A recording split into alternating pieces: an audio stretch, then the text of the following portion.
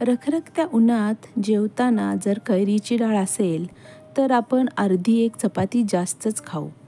Hello friends, delish Marathi किचनमध्ये सगळ्यांचे स्वागत आहे. आज आपण बनवणार आहोत आंबे डाळ किंवा आपण म्हणू कैरीची डाळ. चला तर मग रेसिपीला सुरुवात करूया. इथे मी 1 वाटी हरभऱ्याची डाळ घेतलेली आहे. ही डाळ मी 4 तास भिजत घातली होती.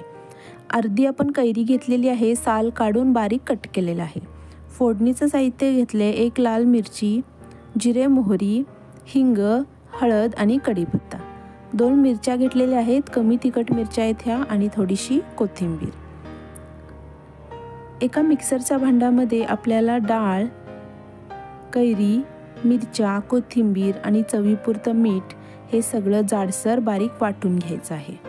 जास्त बारीक करू नका, चवीत बदल होतो. आपल्याला हे जाडसरच वाटायचं आहे. मिक्सरला मी हे फिरवून घेते आणि आपण फोडणीची तयारी करून घेऊ.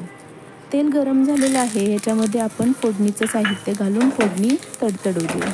तुम्ही बघू शकता छान फोडणी आपली तडतडली आहे. आता आपण ही फोडणी आपल्या आंबे डाळमध्ये घालून देऊ. करायला एकदम सोपी अशी ही आंबे डाळ जेवताना आपली भूक वाढवते. तुम्ही बघू शकता हे असं जाडसर आपण वाटून घेतलेलं होतं. याच्यामध्ये आपण फोडणी घालून देऊ आणि छान मिक्स करू. अगदी 5 मिनिटात आपली ही आंबे डाळ, कैरीची डाळ तयार आहे. फ्रेंड्स, माझं चॅनल नवीन आहे. मग ही रेसिपी जर आवडली असेल तर प्लीज लाईक करा, शेअर करा, सबस्क्राईब करा. माझी रेसिपी बघितल्याबद्दल थँक्यू सो मच.